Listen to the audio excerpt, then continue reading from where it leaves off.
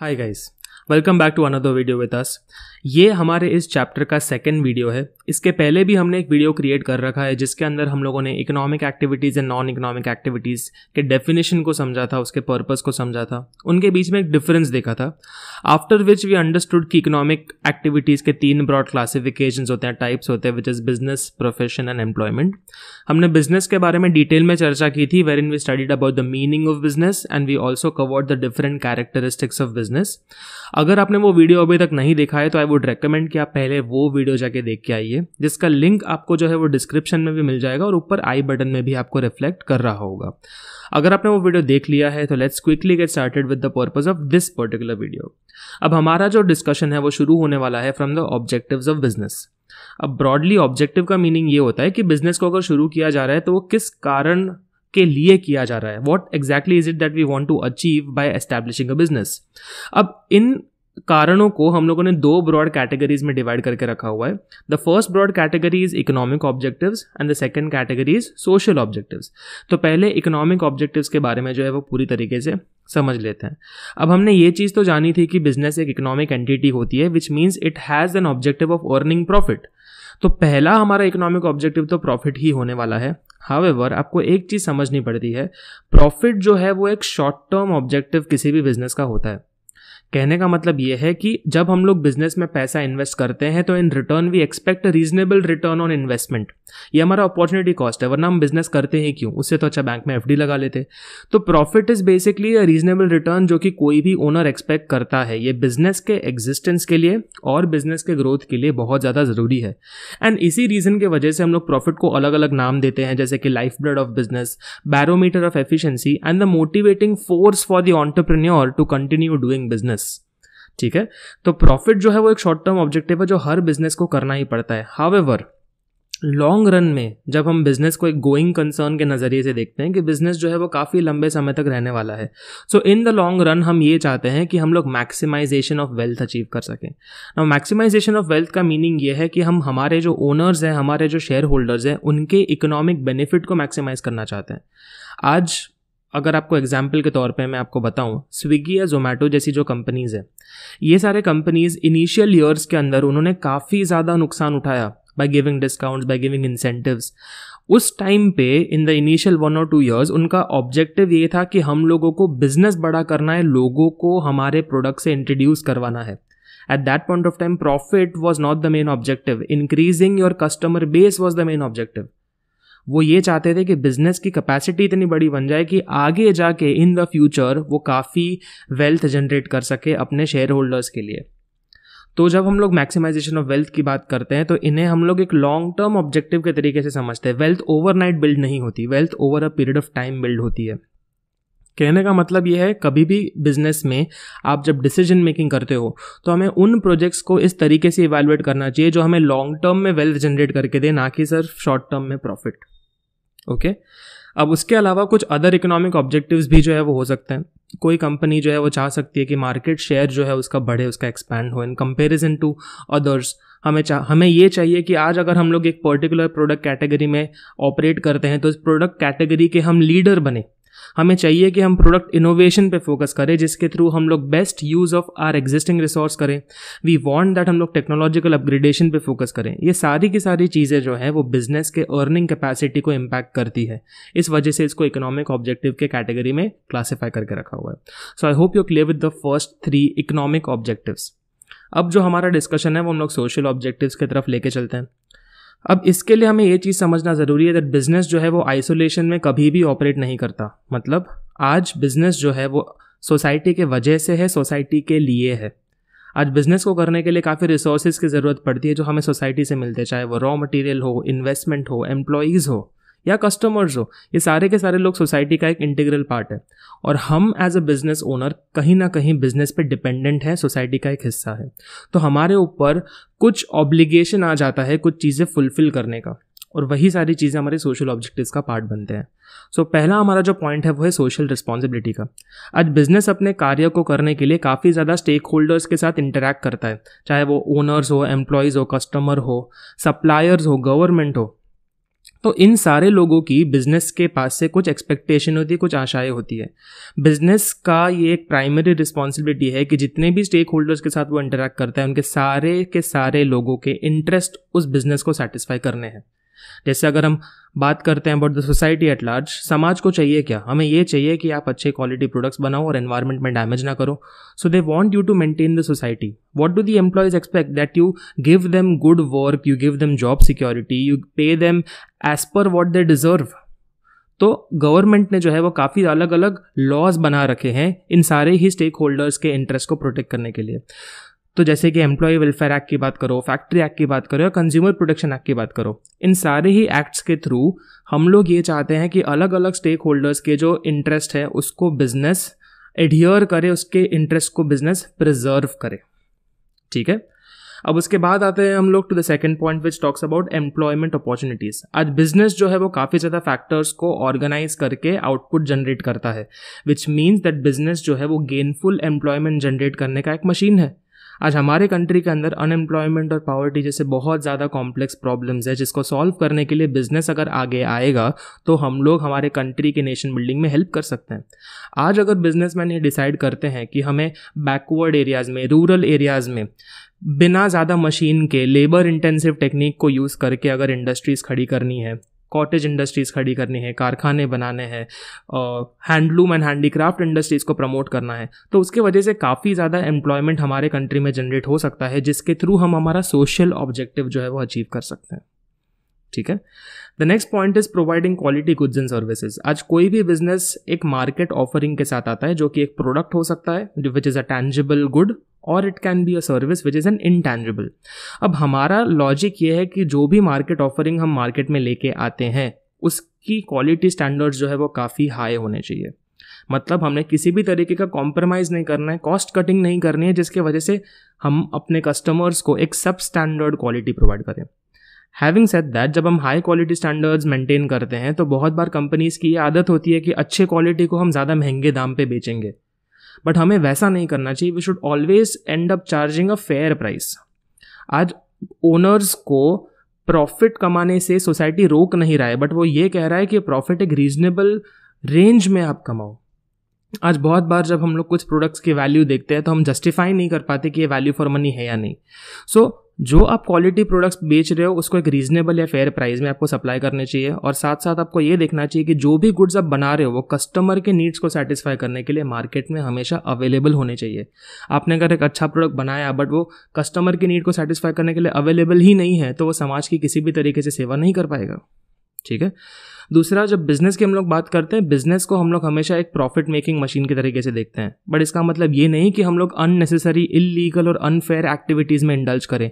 सो business को जो है वो हमेशा फेयर ट्रेड प्रैक्टिसेस को अडेप्ट करना चाहिए। हमें किसी भी तरीके से ब्लैक मार्केटिंग नहीं करनी चाहिए, होर्डिंग ऑफ गुड्स नहीं करनी चाहिए।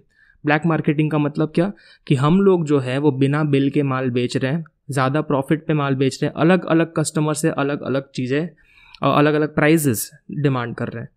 होर्डिंग ऑफ गुड्स का मतलब ये है कि हम लोग मार्केट में एक आर्टिफिशियल स्कैरिसिटी क्रिएट कर रहे हैं, ऐसा बता रहे हैं कि हमारे पास माल ही नहीं है। तो जब हम लोग लोगों को ऐसा बोलेंगे कि हमारे पास सप्लाई करने के लिए माल ही नहीं है, तो कस्टमर सामने से बोलेगा कि देखना भाई, थोड़े पैसे आगे लेके मेरे को मेरा काम निकलवा दे। और इस आर्टिफिशियल स्कैरिसिटी की वजह से वो प्राइस राइज करके अपना पर्सनल एजेंडा अपनाते हैं। ये जो है ये कस्टमर और सोसाइटी के दोनों के इंटरेस्ट के अगेंस्ट है। तो बिजनेस को जो है वो अपने पॉकेट भरने से ज़्यादा सोसाइटी और कस्टमर के इंटरेस्ट पे फोकस करना चाहिए, वो ये पॉइंट हमें बताता है। Lastly, out of all the points that we have covered, उसके अलावा भी और बहुत सारे सोशल ऑब्जेक्टिव्स किसी भी बिजनेस के हो सकते हैं, जैसे कि हमें अपनी एक स्पेशल आइडेंटिटी बनाने पे फोकस करना चाहिए। आज अगर हम टाटा की बात करें, सो टाटा ने अपनी खुद की एक आइडेंटिटी बनाई, और वो आज सिर्फ इंडिया में रिकॉग्नाइज नहीं किया जाता, it is also recognize all across the world. दूसरा, हमें रिसर्च एंड डेवलपमेंट पे फोकस करना चाहिए। जस्ट बिकॉज आज आपका माल सामान जो है वो जिस तरीके का है उस तरीके से सेल हो रहा है, आप प्रॉफिट कमा रहे हो, इसका मतलब ये नहीं कि आप रुक जाओ। आपको रिसर्च एंड डेवलपमेंट करके अपने मार्केट ऑफरिंग को और बेहतर बनाते जाना है, सो दैट आप मार्केट के अंदर अच्छे quality of goods and services लेके आओ, लोगों की क्वालिटी ऑफ लाइफ को सुधारो। लास्टली, जब आपके एम्प्लॉयज़ आपके लिए काम करते हैं, so they are the people who are actually executing all the work for your enterprise. तो आपको उनके लिए इंसेंटिव्स ऑफर करने चाहिए, उनके लिए वेलफेयर प्रोग्राम्स डेवलप करने चाहिए। और लास्टली, गवर्नमेंट के साथ कोऑपरेट करके नेशन बिल्डिंग में कंट्रीब्यूट करना चाहिए, चाहे वो इकोनॉमिक डेवलपमेंट के नज़रिए से हो, चैरिटी के नज़रिए से हो, या कॉर्पोरेट सोशल रिस्पॉन्सिबिलिटी फुलफिल करने के नज़रिए से क्यों ना हो।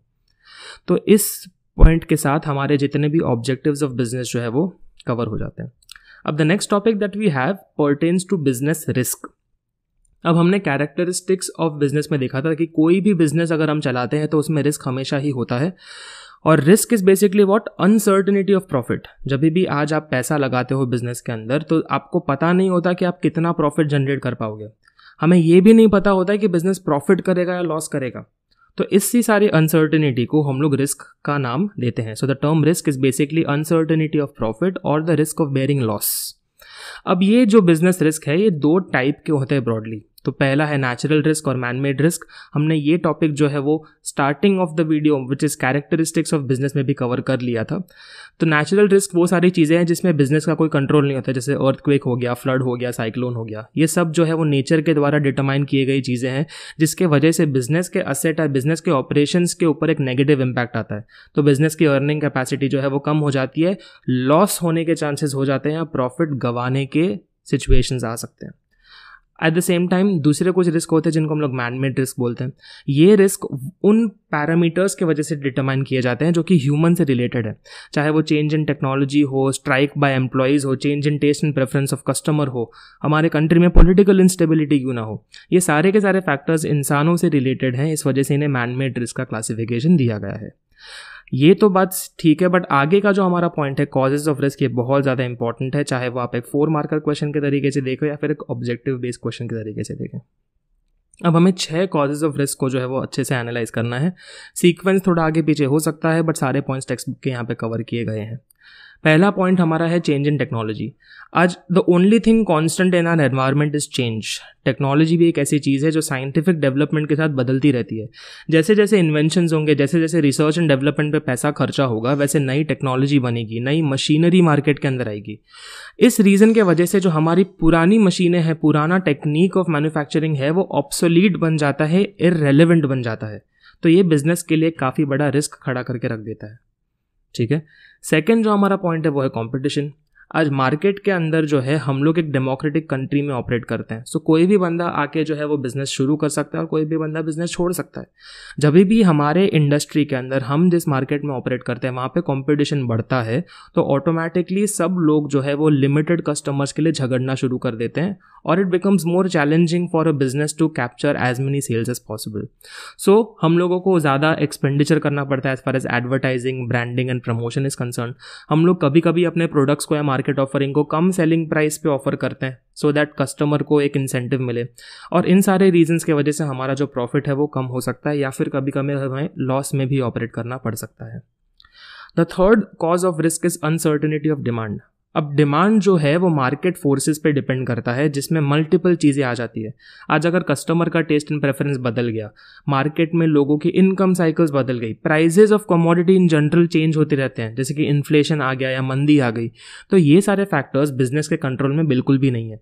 बट ये सारे फैक्टर्स जो है वो हमारे प्रोडक्ट्स की डिमांड को रिप्रेजेंट करते हैं या फिर these are the determinants of demands for our product. तो जब इन्हीं सारे फैक्टर्स में कभी भी बदलाव आ सकता है तो ऑटोमेटिकली हमारी प्रोडक्ट की डिमांड भी जो है वो अनसर्टन बन जाती है, और जब डिमांड अनसर्टन है तो रेवेन्यू अनसर्टन है, और रेवेन्यू अनसर्टन है तो प्रॉफिट अनसर्टन है। आई होप आपको ये पॉइंट समझ में आया हो। The fourth cause of risk here is threat of substitute products. अब सब्स्टिट्यूट प्रोडक्ट्स, अब यहाँ पे इस पॉइंट में और चेंज इन टेक्नोलॉजी में आपको जो है वो कंफ्यूज नहीं होना। चेंज इन टेक्नोलॉजी का मतलब ये है कि एक ही प्रोडक्ट है, वैसा ही प्रोडक्ट आज बेहतर तरीके से बन रहा है, तो उसके वजह से कॉस्ट में डिफरेंस आता है या एफिशिएंसी में फ़र्क आता है। जब मैं थ्रेट ऑफ सब्स्टिट्यूट प्रोडक्ट की बात कर रहा हूँ, मैं ये बताना चाहता हूँ कि टेक्नोलॉजी में चेंज आने की वजह से पुराना प्रोडक्ट आउटडेटेड बन जाता है। जैसे कि जब हम लोगों ने LED टीवीज़ की बात की तो वो बक्से वाले जो टीवीज़ हमारे हुआ करते थे वो आउटडेटेड हो गए। डिजिटल कैमरा आने के बाद वो फिल्म वाले कैमराज आउटडेटेड हो गए।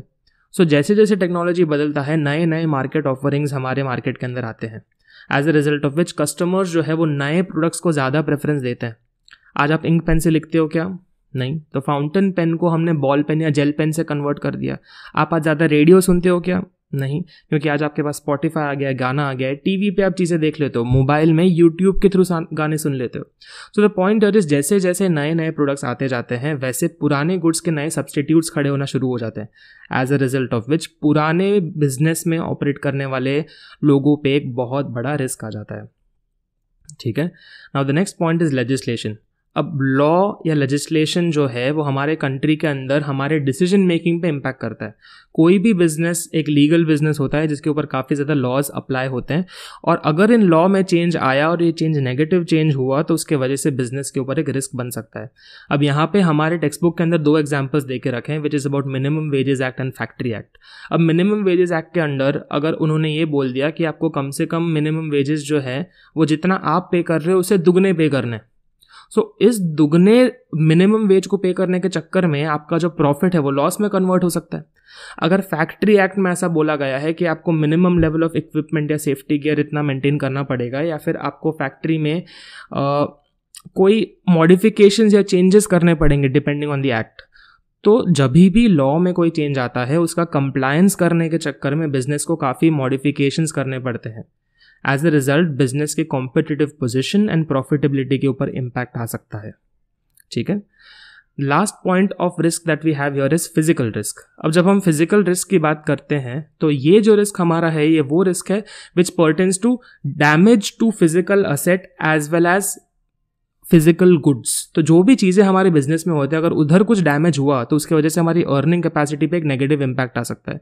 जैसे कि आज अगर हमारे बिजनेस में फैक्ट्री है, फैक्ट्री में कोई मशीन चलना बंद हो गई, हमारे गुड्स जो है वो ट्रांजिट में है, सप्लायर ने हमारे तक गुड्स भेज दिए, बट गुड्स बीच में रास्ते में ट्रांजिट में ख़राब हो गए, डैमेज हो गए, तो इन सारी चीज़ों की वजह से फिजिकल रिस्क हमारे बिजनेस में एग्जिस्ट करता है। ठीक है। इसी के साथ हमारा कॉजेज ऑफ रिस्क का जो टॉपिक है वो भी कवर हो जाता है। आगे का पोर्शन एक लास्ट वीडियो में कवर करके इस चैप्टर को पूरी तरीके से हम वाइंड अप कर देंगे। आई होप आपको हमारे 11th स्टैंडर्ड की सीरीज़ में मज़ा आ रहा है। जिस तरीके से आपने हमें ग्रेड 10 में सपोर्ट किया, मैं एक्सपेक्ट करता हूँ कि आप 11th के कॉमर्स के जर्नी में भी हमें सपोर्ट करेंगे। I don't want this to be a monologue. मैं चाहता हूँ कि आप कॉमेंट करो, हमें बताओ, हमें फीडबैक दो और इस कम्युनिटी को और बड़ा करते हैं गाइस। ठीक है। तो इसी के साथ आज का वीडियो यहीं पे ख़त्म करते हैं। Happy learning and keep subscribe to our channel, और बहुत बहुत तड़केदार कंटेंट आने वाला है। ठीक है।